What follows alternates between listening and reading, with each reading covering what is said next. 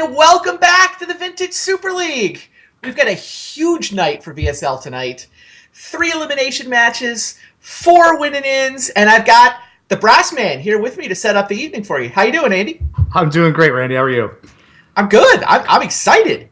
Now, I call these elimination matches. It's worth explaining how the format actually works, right? Mm-hmm. So we had 12 people who showed up a couple of weeks ago to try to win spots into the Vintage Super League. We had 5 spots available. So the way we set it up is double elimination tournament, and these are the brackets that you've been seeing if you've been watching at social media at all.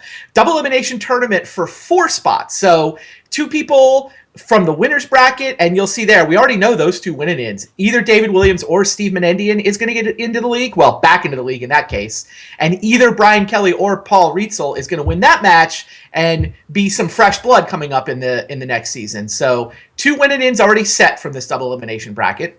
And then if you look at the loser's bracket, things are starting to flesh out. You'll see that either Caleb or Bob is going to earn themselves a win-and-in. You can see that Tom and SHUHEI, that's actually going to be our first match, have some work to do to get to that win-and-in, but 2 of these guys are eventually going to win spots tonight as well. So that's 4 spots. I said there were 5.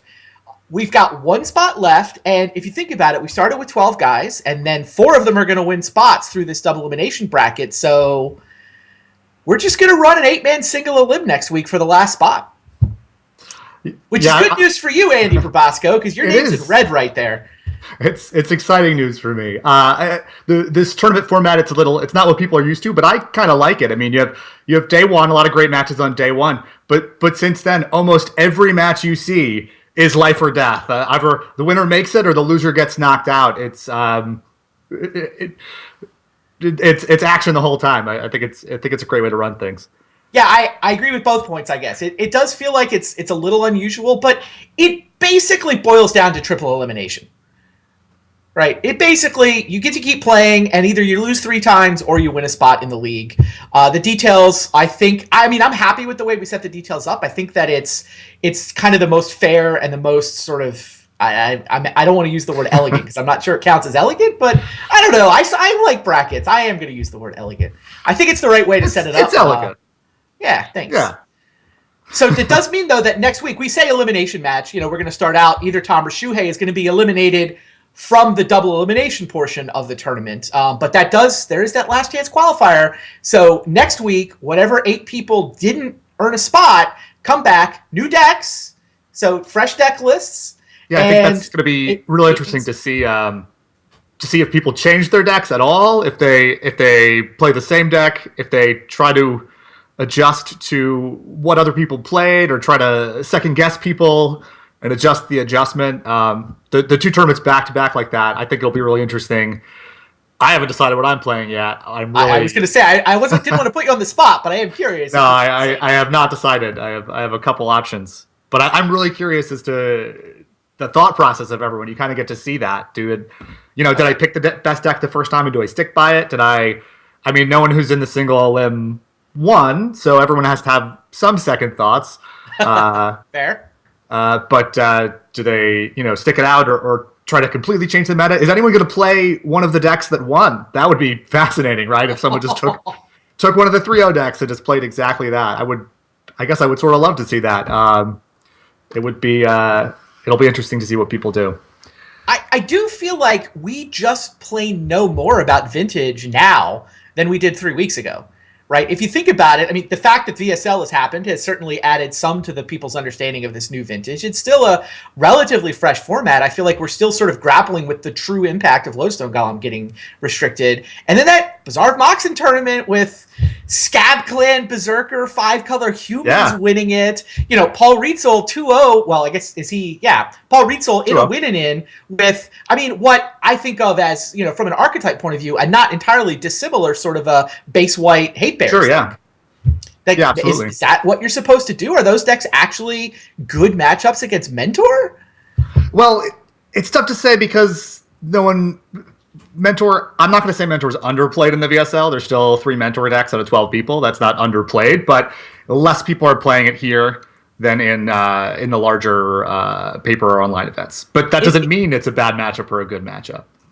Yeah, that's probably slightly less than what we're seeing on Magic Online right now, but at the same time, I feel like the mentor percentages have been steadily dropping over the last couple of weeks as people figure out, okay, there's a couple of different versions of shops you can play. You can go to Hate Bears. You can go to Doomsday and Storm. I don't know. I feel like we know more now, but at the same time, I don't feel like it's solved. So, I totally agree with that. I think things are changing pretty rapidly every week, and everyone now, in addition to the information about the format, everyone now has a huge piece of information they didn't have 3 weeks ago, which is what did these people play 3 weeks ago? That's and how did those decks do against each other? And that's you can't get that anywhere but here. So we'll see. No, that's a good point. Now, we'll to be clear, you're not going to know the pairings ahead of time, right? You're not going to know what the bracket actually looks like, but then again, it's single elim, and there's only 7 human beings that are joining you in the bracket, so it probably is worth figuring. All right, Reed's probably got a big chunk of Storm in his distribution of possible decks, and interesting. Yeah, so you'll have some work to do. Absolutely. At this point, it's you, Reed, and Nick Koss so far who have been eliminated from the double elim, coming back next week. We will have 5 players joining you. Five more names will turn red by the end of this evening. Which is exciting and terrifying for all parties involved. Looking forward to see it. Is tonight, are we going to have all the... well, I guess if everyone who is in the single elim has been determined, then that means everyone who made their wins to the top 4 is also determined. So that's going to be really interesting to see. Yeah, it's actually going to be the biggest night we've had in terms of Vintage Super League. We're going to have 7 matches. Hopefully we're not up too late. New start time will help a little bit with that. But yeah, we'll start with 3 elimination matches. So I think we've got the schedule. I mean, there's a lot of matches. It is fully 7. SHUHEI and Tom are up first. And then the loser of that is out. That'll be the second loss for whoever loses that matchup. The winner of that, it gets paired up against Kai, which will play in match number 3. So you see winner of match number 1. That's whoever survives Tom versus SHUHEI, just drops down to play Kai. The winner of that earns a win-in, right? But they drop all the way down to winner match 3 in the 7th match of the night. So Bob versus Caleb is once again, okay, can you earn yourself a win-in? Whoever wins between Bob and Caleb, well, they become the winner of match number 2, and they slot down into that win-in, which will be 6th up this evening. So yeah, 3 matches where the loser is out, has to go to the single elim next week. Then those 2 winners bracket matchups like Paul, Steve, Brian, and David, they haven't lost yet. Those guys are undefeated, and they basically get back-to-back win-ins. So win the first one, you're just in. Lose it, though, you drop to the loser's bracket where you get a second crack at it. Yeah, it'll be really interesting to see which decks sweep the whole tournament and which decks fight it out in the last round. We should talk about Tom and SHUHEI. That's going to be our first matchup up tonight. Now, I know that Tom is on a mentor deck, which is relatively similar to the one you played. Mm-hmm. Yep. I mean... There's a lot of similarities with all the mentor decks. The biggest difference between Tom's list and mine is he's running some young pyromancers, and I'm running some mystic remoras, and you can kind of tell those are sort of opposite ends of the spectrum as far as what they're good against. Sure. But young pyromancer is absolutely proven. I think part of the feeling behind that card is, I like mentor so much I wanted to run 6. It's not. It's not the 5th mentor, but it's not far off. He's also got a lot of removal main deck, which I think it's pretty typical with mentor lists right now. I think this looks a lot like what we've been seeing online, which I don't think is a bad choice. Yeah, no, Jeskai Mentor is the most played deck on Magic Online right now for Vintage. I mean, you can haggle over the details. Like you say, Mr. Kimura, do you want Pyros in the main deck? What's your mix of plows and bolts?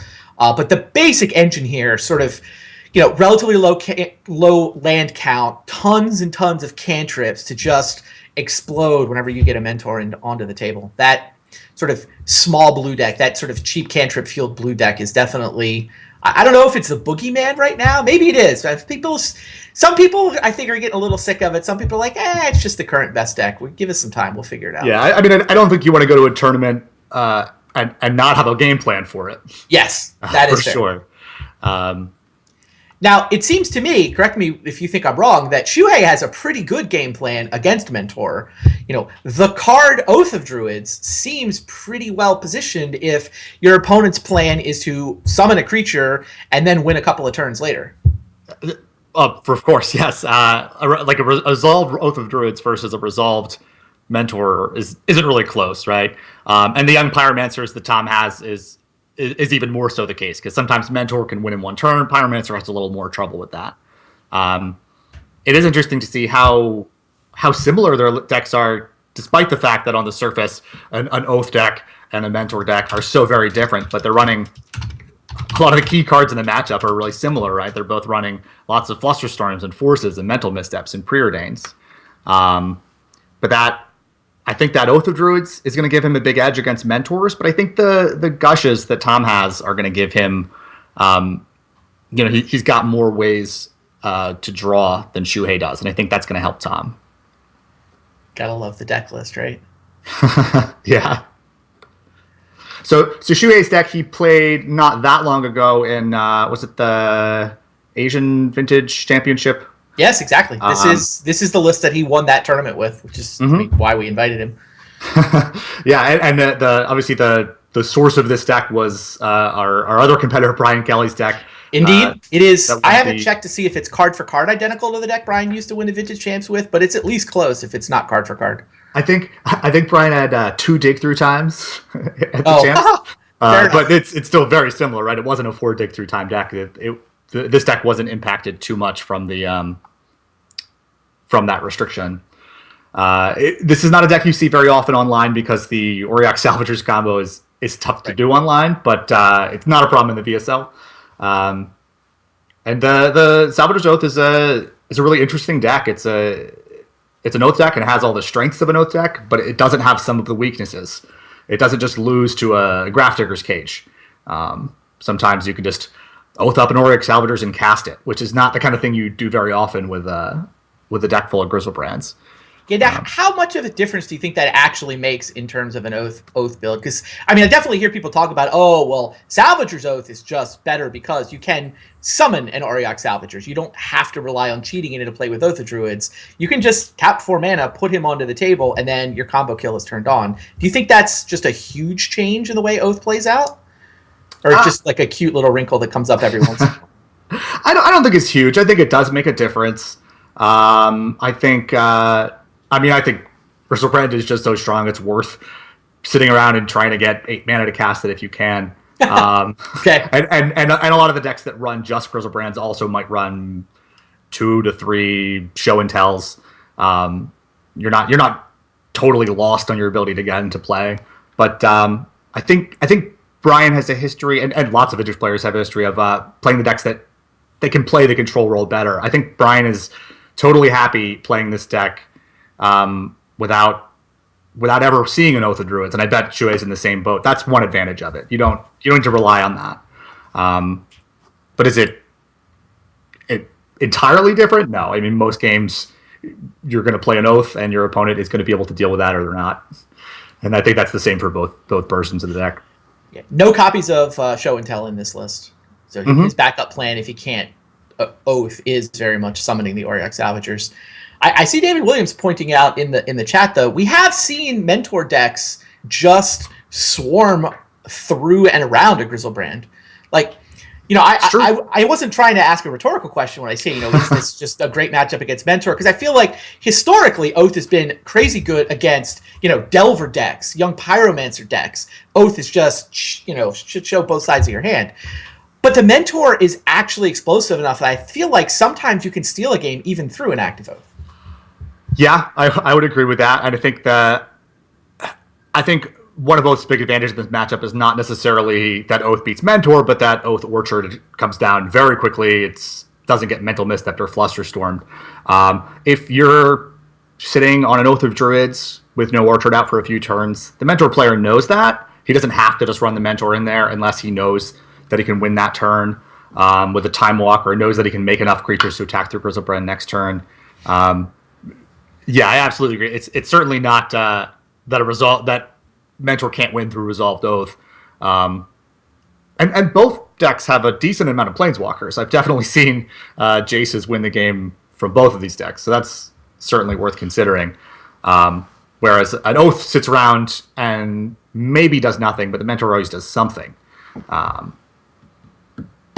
Fair. I like Mentor in this matchup. I like being on Gushes and having all proactive aggressive cards, but it's not close. Like it's not like a blowout by any means. Anything could happen. Very easy for an Oath deck to just draw a couple counters in an Oath on the first turn or two. And the meta player has to be prepared for that. I feel like my instinct is I want to be on the Oath of Druids side of this matchup. I mean, both because, land mocks, Oath of Druids can come down blisteringly fast, and also because of their creatures sometimes turning on your Oath. But if Oath actually had an edge in this matchup, wouldn't we see more of it? Like, we don't see all that much Oath out there in the wild right now. This is not a heavily played deck. It's true. I think some of that, Oath has this strange history of sort of being off the radar and then winning a giant tournament. It's done that time and time again. But I'm not sure it's not an automatic foil. I'm more afraid of the Doomsday deck that I lost to than I am an Oath deck in general. But that doesn't mean it's a pleasant matchup. I do see that Tom is. I would be more comfortable if I had more Containment Priests in this matchup. I think that card's really big, and Tom has one. One isn't bad, and he has the one Wear and Tear. Yeah, one Containment Priest, one Wear Tear. And he has other things he could board in. I mean, there's relevant things to do with Graveyard. He's on 4 Cage is his big plan. Yeah, but Cage is worse against this list, and I'm not as big a fan of it in general, but it's still relevant. There's so many different ways to sideboard in this matchup. I would not presume to know that I know the right way to sideboard in this matchup, and I definitely want to see what Tom does.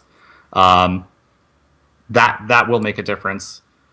And we'll look at this again, obviously, after game 1. Looks like SHUHEI has lots of Pyroblasts and Mindbreak traps, which can't hurt. Probably a balance, too, which isn't too bad against a board full of monks. Oh, right. Yeah, the balance could totally be a matchup where the balance actually matters. I think we do have a delay while we get the match ready, so normally I'd be sending you down to the action right now, but it does look like the players are a little bit late in getting set up. But we'll get you there. Are there any other decks you want to take a look at? There have been a lot of exciting decks this tournament. I don't know if you want to... For anyone who's tuning in for the first time, first of all, why? You should have been paying attention. But if you have been, there's lots of really interesting stuff. Is there anything... Look, for me, the craziest storyline, the most fun storyline going on right now is RIETZL. Right? It's got to be Paul's White Weenie deck. And he gets 2 straight win-ins with this. Yeah, and they didn't look close. I think true. Yeah, it was somewhat effortless. Not every game, but some of the games. This is not a deck we've seen in the VSL. It is a deck that people play in Vintage, though certainly not this exact configuration. But I wouldn't say it's a super popular list. Thalia is a beast. Yeah, that's the best card in this list, right? I mean, the best non-restricted card anyway. Yeah, I would say so. And not just the fact that it's very good anyway. It's obviously the whole deck is built to take advantage of Thalia. There's very few cards that are slowed down by it in the list. It puts on a lot of pressure very fast. It is a tiny lodestone golem, right? That's what it is. There's a lot of I know a lot of workshop players who have told me that this is basically the all creature aggro decks are like the scariest matchup because their whole deck is built on stopping things on the stack. And when you have a deck that's 100% board control, it's some people aren't prepared to play that game in Vintage, right? And if you're not prepared to play that game, you're going to lose to it. Yeah, Paul's paired against Brian Kelly, and I was talking to Brian a little bit at the end of the show last week. Brian is nervous about this matchup. Like he's legit worried that those Hate Bears decks, they're a problem for him historically. And I really like Brian's take on Mentor. I think the Dark Mentor, Esper Mentor, whatever you want to call it, is a clever way to sort of take the Mentor deck but give it this extra dimension. I know he's got the ability to have a Tendrils kill. He's only got 2 Mentors, but at the same time, he's got to deal with Paul. Yeah, here you see Brian's list. I'd be curious to hear your thoughts on this list, actually, while we're here. Yeah, sure. I mean, obviously, I decided to go a different way, but I totally get why he's running the cards that he is, and it makes full sense to me. And for the same reason I'm running Mystic Remora as a sort of way of saying, hey, this is a card that gives me an edge in a mirror. Dark Confidant's a very similar card. I don't know Brian too well, but I know that he prefers to take the control role in a match, and Dark Confidant is a card that lets you do that. The game keeps on going. You're gonna generate this advantage over time. And he obviously likes having options. There's a lot of very flexible cards in the deck. The Repeal, the Sabotage. There's this instance listed twice? Yeah, the instances are listed twice. Sorry about that. 1 out of 16. I'm curious what the difference is. But it doesn't matter. Yeah. So I will say, I'm looking forward to this matchup between Brian and Paul, partially because Paul's deck is really interesting to see, can he keep winning with that deck? Is that deck sort of real, quote unquote? But I also think Paul himself has been fun to watch. Like, sure. Paul, this is a guy who doesn't really know Vintage, but I mean, he's a Hall of Fame Magic player. He's won Pro Tours. He's got all these top 8s. He's in the Hall of Fame. So the guy knows Magic super, super well. He plays a ton of Magic online, but he's not really played a ton of Vintage. So I've just enjoyed, and I mean, this comes through in his commentary. I think it comes through when you look at that deck list, right? Here's super smart Magic mind just coming to the format with fresh eyes and just watching Paul sort of figure out what matters and how things work and try things and see if he can win with them. And, his baseline strategy is attack for 2. Great. He'll apply that to this new format. And I think it's just been really fun watching Paul sort of go through that process. And I mean, I'm sure we would get to see more of that if he does actually win a spot in the league. I mean, either one of those guys are great to have in the league. And we don't just get to see him sort of discover the format through his deck list and his play. We literally get to see him after the match talking out, discovering the format right in front of us, watching the other matches that he might not even play against and seeing interactions for the first time and his reaction to them. Yeah, I totally agree. It's been great. Yeah, and I know he was paired with Reed Duke doing commentary 2 weeks ago, and I paired them up again. So if you enjoyed Paul and Reed, I heard you. I've got them paired up later in the day, so you can get. Reed doesn't get to play today. He's one of the guys who's already been sort of relegated into that single elim next week, but he was happy to hang out and do a round of commentary, so we will get that later as well. Certainly hoping to get you Magic. Yeah, the problem is Shuhei's having connection issues from Japan, so we do not have Shuhei in a position where he can actually play right now, unfortunately. All right, so we went over some of the Mentor decks. We could talk about mine, but it's basically just the same as Tom's. We're seeing don't worry about it. in a broad sense, I guess we're seeing 4 Gush aggro decks if we want to lump Delver and Mentor together. And they're definitely different decks, but they're closer together than they're some like of the other lists. Row decks or something. Like they're all like intellectual descendants of Miracle Grow. Yeah, and then we have I want to say there's just the 2 workshop decks, which we haven't really talked about. 2 workshop decks, 2 very different takes on workshop. But yeah, it's neat to see. I mean, that's one of the narratives going into the event is, there's a lot of Mentor online. Is that what everyone's going to play? Another narrative is, did workshop survive the change? And it's great to see 2 obviously very, very good players kind of ask themselves that question. How are they answering that question? Which is like, how does Stack survive? And I like seeing the 2 different answers. I like Kai's list, which basically tries to go as lock heavy as possible. Right? He knows he doesn't have the lodestones anymore, so he's just going to run all the spheres, all the tangle wires, try and make up for that.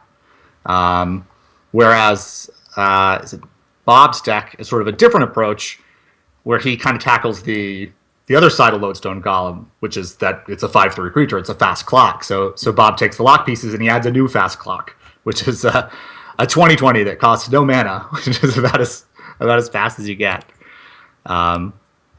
And it's neat to see both of those decks in action.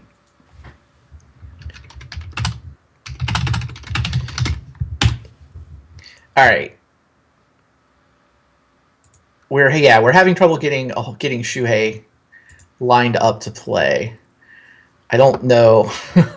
I guess there's some chance he's going to be an hour late, so we're trying to sort of scramble the schedule and see if we can get a different match ready. I mean, obviously because of the bracket, it's tricky, right? Tom needs to play SHUHEI. The winner of that needs to play Kai. I guess the other side of the bracket is what? Caleb and Bob. Caleb and Bob. Like. So yeah, when Caleb and Bob get here, we can obviously just have the two of them play, but they weren't supposed to be up just yet, so they aren't here. We may have an exhibition match to bring you guys.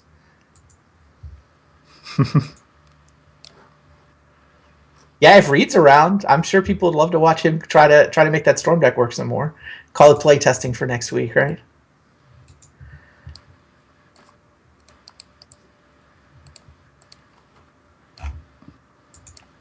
The one other matchup that we do know, we've talked about Paul versus Brian.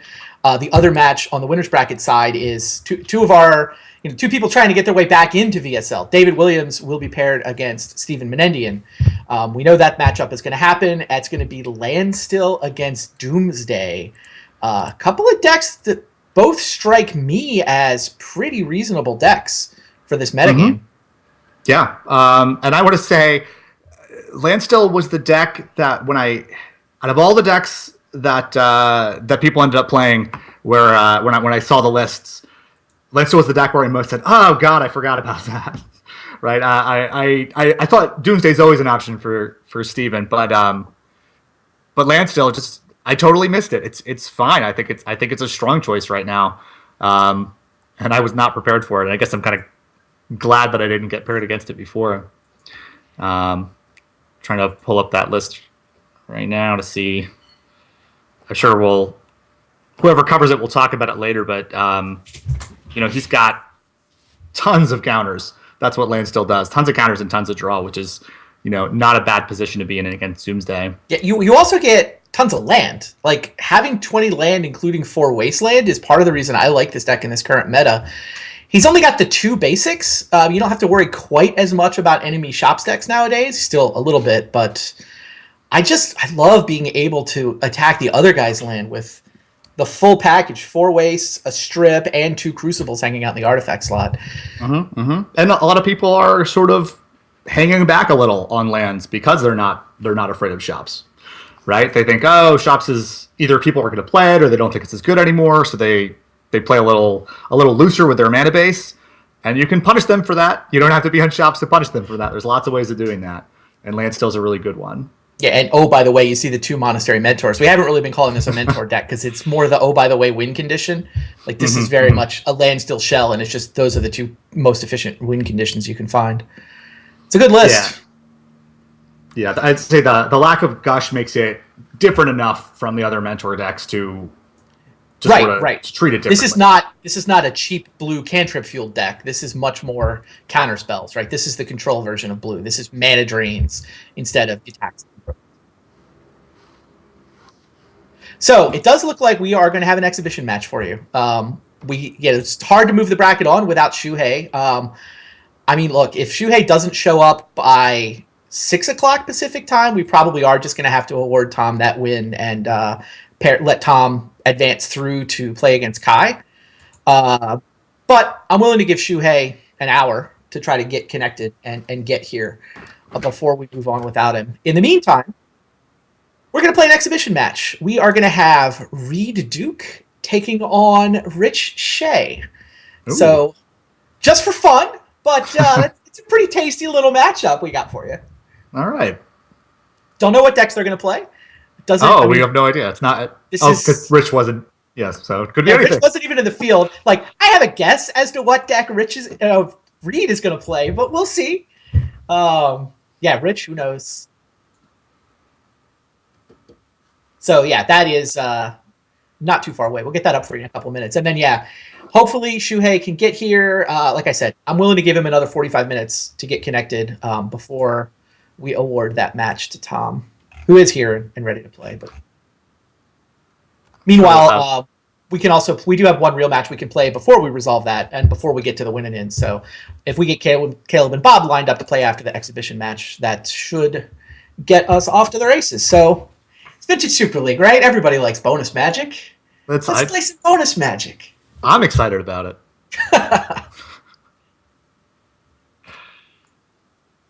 Just need a sec. All right. So we have to assume that we're gonna see some Storm in a minute. Yeah, I'm gonna put Rich on Sylvan Mentor. I think you're probably right. He's been playing that a lot recently, unless he plays something totally strange, just to confuse our viewers.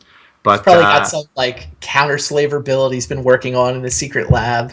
I would love to see someone mind slaved. that would be wonderful. The Sylvan Mentor deck has been doing pretty well, and no one played it in the play-in. Right. There was always a chance Brian Kelly was going to. He's been doing well with it too. But that's a mentor list that runs Sylvan Library. That's Sylvan Mentor. And a bunch of other control-ish cards, a slightly more control-ish version than the version with red. I'm really interested to see, I want to see Storm and Mentor fight too. I feel like that is a matchup which, in my head, it's a skill matchup, right? I think that if you look at the percentages of how people do in general, I think Mentor decks tend to win more, but I feel like the good Storm pilot can beat the average Mentor pilot. Yeah, I think that's true. I think, and I think this is the way most matchups are, but I think there's this tiny little rock, paper, scissors matchup going on in there where if the Mentor player decides I'm going to beat Storm and I'm going to use 4 Flusterstorms and 4 Missteps and 4 I don't know, Remoras, yeah, and then the Storm player says, all right, I'm just going to main deck 4 defense grids, then the Storm player destroys him. But then if the Storm player main decks 4 defense grids and the Mentor player is, say, Brian Kelly, and he brings in a bunch of duresses, and you're just running defense grids that do nothing into duresses, then suddenly the Mentor player has the advantage. And none of these are going to be a blowout, but I think there's a lot of really tiny decisions you can make with your deck. Not changing your archetype, but just tiny little tweaks that change the matchup quite a bit. Yeah, that is a good point. I mean, whether the right weapons against duresses and Flusterstorms are definitely different. Yeah, maybe that's the right way to look at it. And maybe another reason why maybe Brian has the right build of Mentor right now. Mm-hmm. I mean, you do see a fair amount of Storm out there. But between Storm and Doomsday, it feels like those are the 2 combo decks people are playing right now, and they're not as popular as Mentor or Workshop decks, but they're the next tier down. Yeah, if I was expecting a very heavy combo metagame and I wanted to play Mentor, I think I would be running black. I really like having access to duress against a deck that can. It's not like they're unprepared for Flusterstorm. They know you have it. They have a plan for it. So it's nice to have that option against them. All right, we are almost ready. I did want to let people know that we will have an Eternal Masters preview card next week. So next week is WotC's big Eternal Masters preview week. I know that lots of people are going to have lots of cards all over the internet. But we're on the list. Both Vintage Super League and also Community Super League, for that matter, are going to have Eternal Masters preview cards next week. So stay tuned for that. Nothing this week. I don't think anybody gets any preview cards this week, but next week we'll have some cards. Community Super League will as well. And I mean, if you guys don't know about Community Super League, that show has now started up on Thursdays. Has been a lot of fun. Kind of the opposite end of the spectrum from the vintage formats, and we're playing some crazy formats. It's a new format every week. This week is actually Brewers Challenge. So standard decks built around some of the more obscure build around me cards in Standard right now, which I think is going to be a lot of fun to watch on Thursday. I'm certainly looking forward to see what everybody comes up with. But yeah, check that show out on this channel on Twitch/Magic. Yeah, I've been following the Community League. It's a lot of fun. It is, right? It's really great to see crazy formats, just crazy formats. And every week it's totally different. It's worth watching. Awesome. Well, time for some bonus magic. Let's head down to see Reed Duke take on Rich Shea.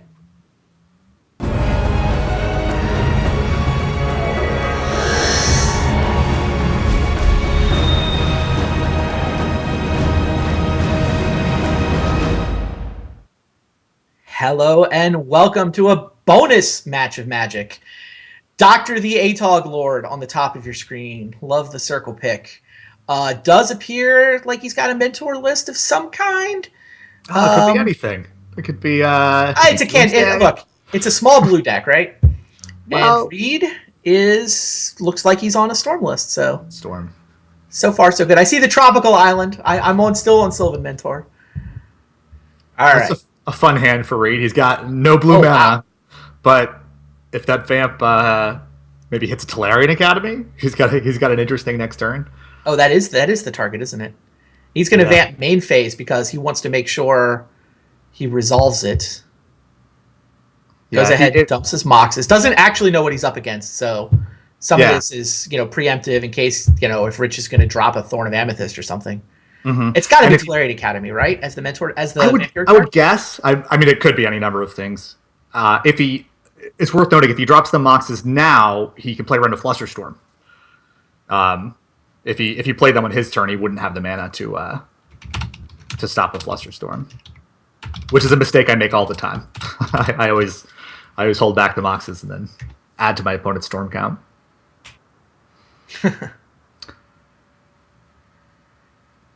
Now, Rich gets to see what he's up against. And there's not really a whole lot he can do about it. I guess he knows what to look for with Preordain.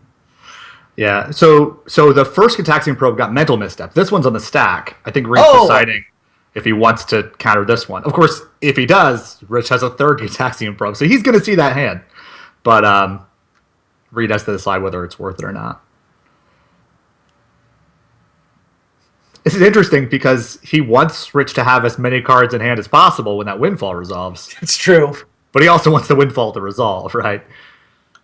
All right, so Rich definitely not on Doomsday without Lightning Bolt. Yeah,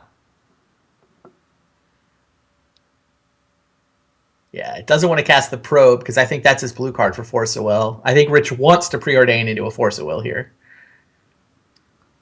I mean, he could leave up blue mana as some sort of Flusterstorm bluff, but it's not going to work. I mean, he probably knows that Reed went and got an Academy too. Oh, so he uses the Probe, but does find a blue card. So Preordaining into Force of Will is still live. Yeah, but that Preordain's too juicy a target for the misstep. Yep, there goes the Academy. There goes the Windfall. So both players, it's even, right? Both players draw 5 cards. Totally fair card. Totally fair card right there. Reed finds a Ponder. His Storm count is only at 2 because he saved all his Moxes. Yeah.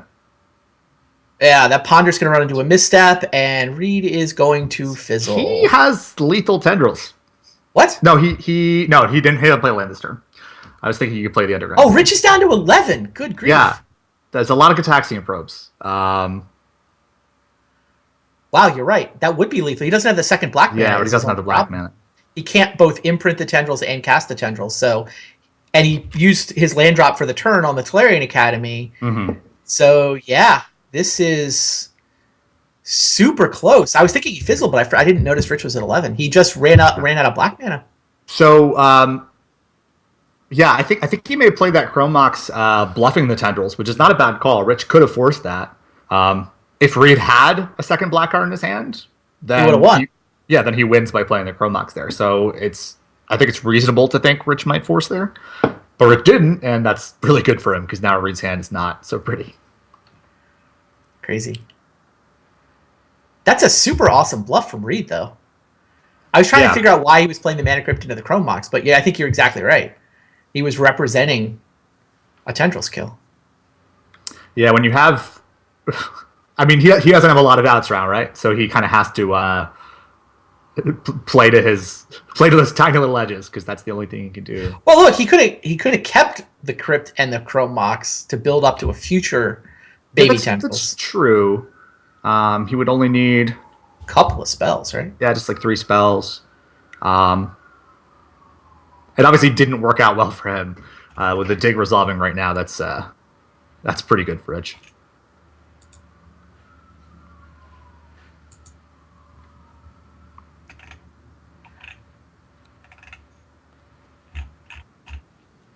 Ooh, Ancestral Pyroblast.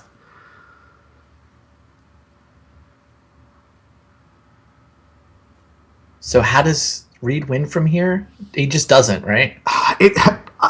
Probably not, but I mean, he's got the Tendrils in hand, right? If he just draws... If Rich has a very slow hand and Reed just draws, spell, Storm beats counters. But Reed would have to get pretty lucky and Rich would have to get pretty unlucky.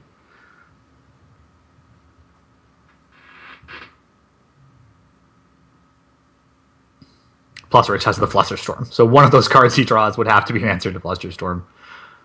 I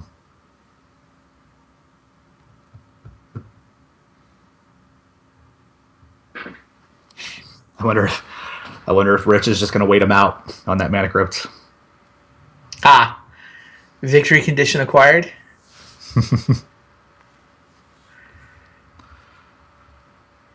I wonder if it would be right for Rich to just run the Snapcaster Mage out at the end of Reed's turn. I feel like I'm always like super conservative with that sort of thing, but he's got 7 cards in his hand. He's got plenty of draw spells. I think Ancestral with Pyroblast and Misstep available to defend it is better.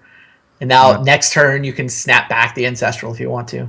I mean, he's going to discard 2 cards. He just drew 1 card off that Ancestral. But I mean, it's the conservative play, and it's not like Reed's putting pressure on, so he still gets the next Ancestral now.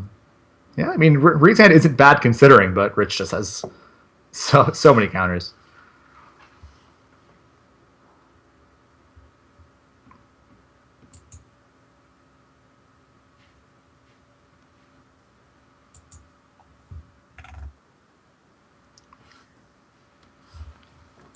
That is a lot of cards.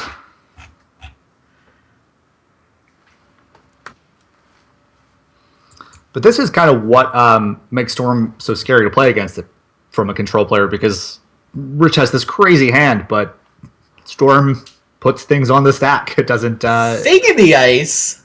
Ooh! What is the thing in Rich's hand right now? Thing in the ice and an Arayo. Okay. That is this appears to be straight blue-red. This isn't even a Mentor deck, right? This is... Yeah. I suspect, the Thing of the Ice makes you suspect he does not have Mentor anywhere in the list. Well, down goes Tolarian Academy. Huh. Cool list. Yeah, Thing of the Ice is a card I haven't gotten it to work yet myself, but I really want it to.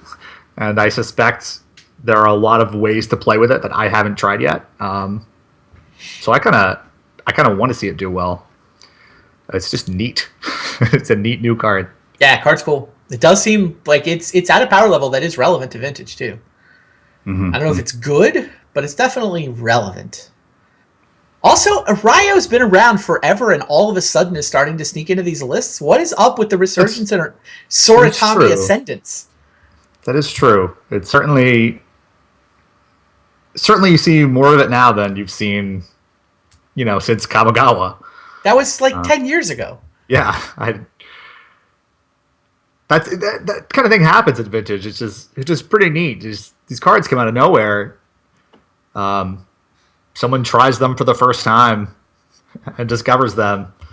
And wow, now wait a minute. Rich is tapped out of blue mana.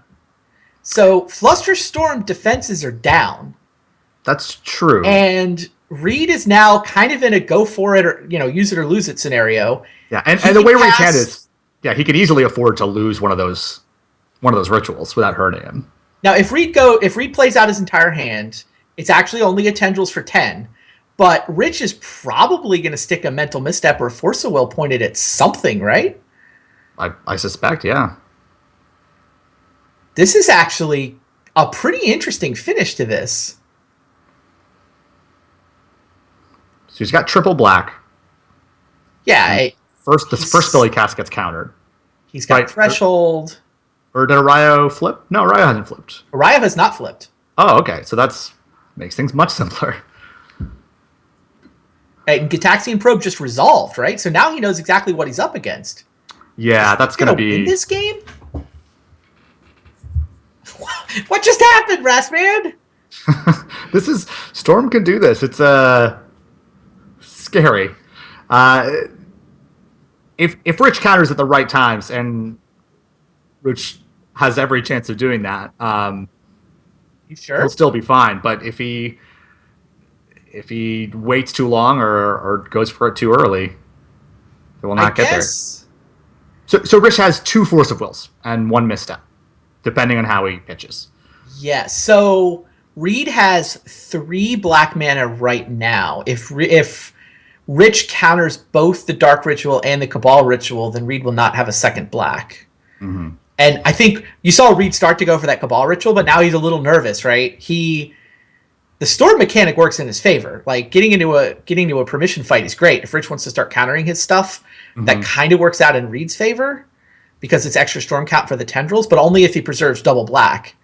Yeah, and what Reed really wants to do is he wants to cast a Duress.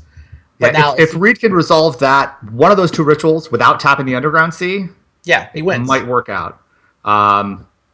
But obviously, that's not a guarantee at this point.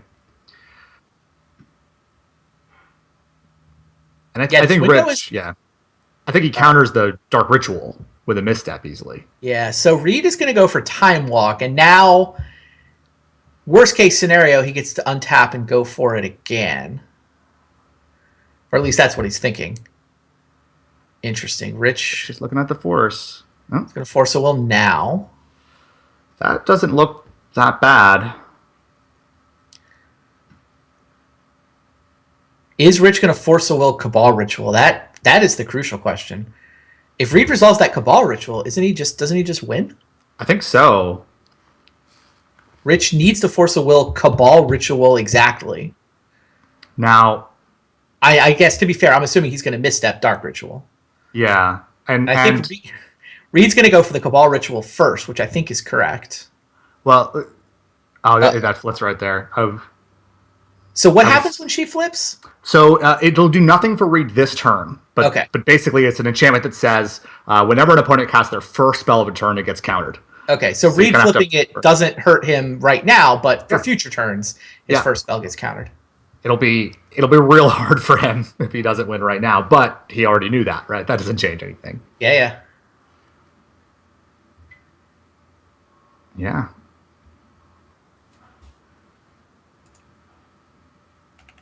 I was thinking I missed the Gitaxian Probe. If Cabal Ritual was the 3rd spell, then Rich almost definitely Force of Wills it just to flip his own Araya, no matter what it is. Funny. But since it was the 4th spell, that wasn't really a factor. All right, so he's got the... So Rich does Force a Will Cabal Ritual, and now he's got Misstep to cover Dark Ritual, and Reed has the Storm count he needs, but does not have the double black. The same problem he had on the Windfall turn. He's just going to be short the black mana he needs. I mean, he doesn't actually need to resolve a Dark Ritual. He just needs a second black mana of any kind. Yeah. And his only way to get it is with the Dark Ritual. Which is interesting because I think if Rich doesn't strip mine his Academy, Reed would have been able to play the Time Walk. Like you were just saying a few minutes ago, those strip effects right now, not that bad. Good point.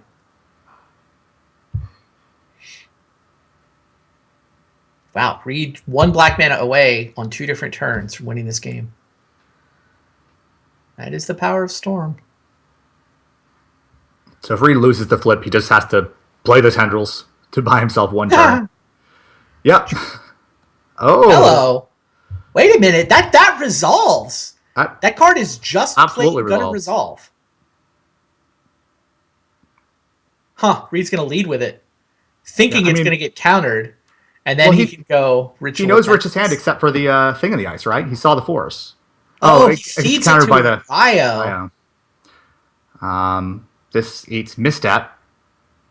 But then Dark Ritual Tendrils. Yeah. Misstep is the 5th spell.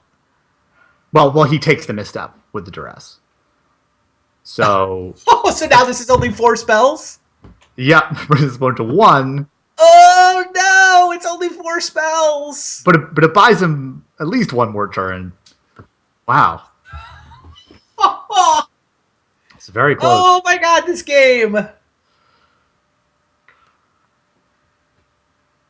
And I'm not sure. We don't have Reed's list this time. I don't know how it's changed. I don't know what he has. I mean, a Yawgmoth's will. Yes, Yawg will off the top. He might have a couple turns depending on how lucky he is with the Mana Crypt flips. Yeah. Survived that turn. Yeah, he's like, great black mana. Where were you when I... and then there's flip to Ryo, though. So Yawgmoth's will doesn't even resolve. Rich comes back with this. I think that's it. Because any spell redraws gets countered by a Ryo. That was close.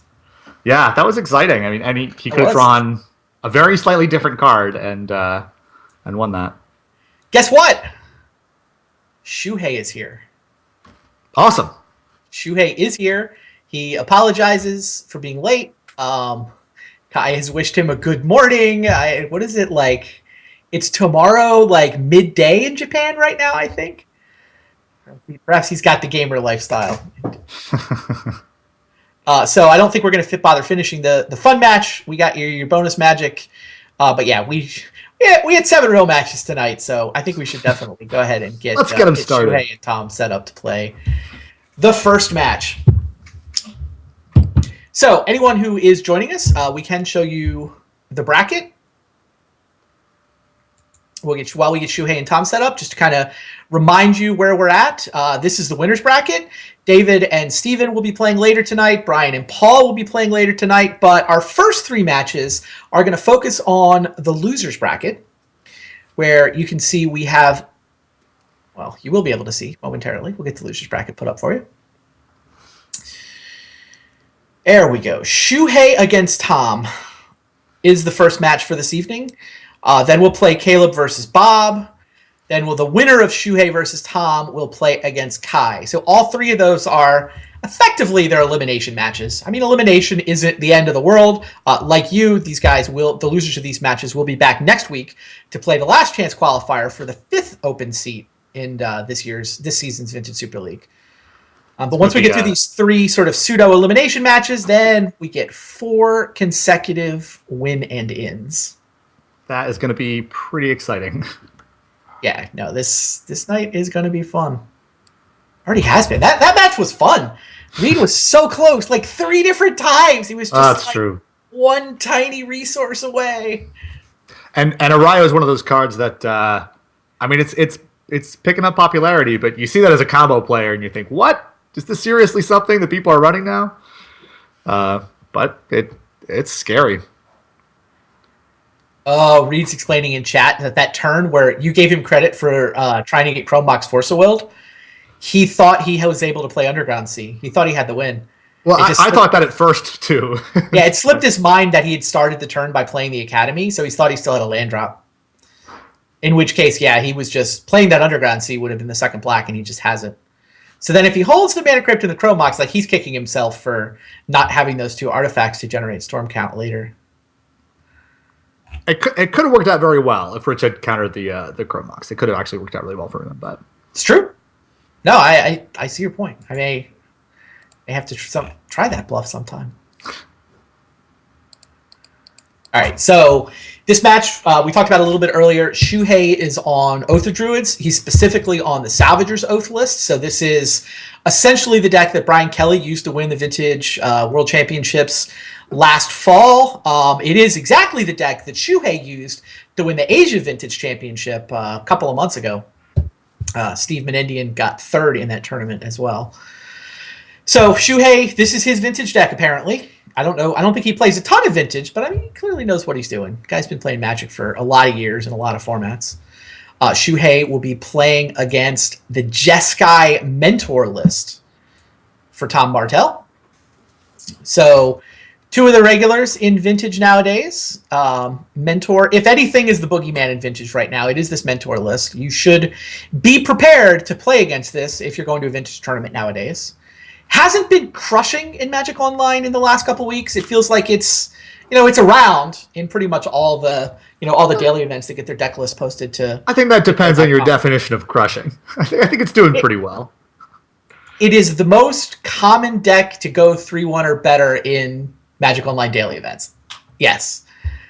But it's not like, oh, look, another 4-0 Mentor deck. I feel like, sometimes it's the 4-0 deck or one of the couple of 4-0 decks, but it's doing well. It's around. You need to be prepared for it. And people are still adjusting to it, as you've said. I'm not quite. Oh, look, it crushed the Power 9. I'll give you that. It crushed the last Power 9 challenge, but I don't know that means it's going to crush the next one. I can't argue with that.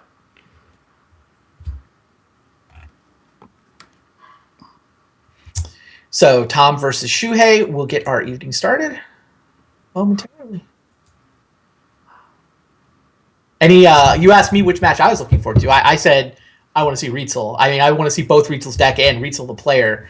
What's your favorite storyline for tonight? What are you most looking forward to? We don't get to see Nick Koss again. Seeing him win on turn 2 with the Dragon combo against Paul, who had clearly never seen it before, right, which is understandable because most Vintage players have never seen it before. That was exciting to see. So it's sad to see that deck out for now. Sure. I want to see Dave Williams get vengeance. Team Indian for knocking me out tonight. But I'd be happy to see either. I'd be happy to see either of them in, or both of them in, because they still could both be in. Yeah, we could definitely get both of them. One of them will get in from beating the other one, and then whoever loses that drops to the losers bracket. Dave's got a lot of people cheering for him. Steve does too, but I know not having Dave doing commentary last season was disappointing to many of our fans. One other thing I did want to talk about, we've got you in here. Tell us about the Mana Drain. The Mana Drain. Relatively recently purchased this, right? Sure. Mana Drain is a Vintage website, probably the biggest English-speaking Vintage forum, just a discussion forum. It was started 15, 20 years ago. Well, not 20 years ago, but by a Vintage player. At some point, he sold it to Star City Games. Back when Star City Games was running large Vintage tournaments. They took good care of the site, but their priorities shifted from Vintage to gigantic standard tournaments, as they should have done that, right? They were so successful for them. Fair. So I recently bought the site and have been sort of updating it. And if you enjoy VSL, it's worth checking out. People can discuss the decks in more depth. I agree. TheManaDrain.com is the place to be for Vintage conversations. But the place to be to watch Vintage is right here and right now. Enough of the preamble. Let us get down to the first official match of the night.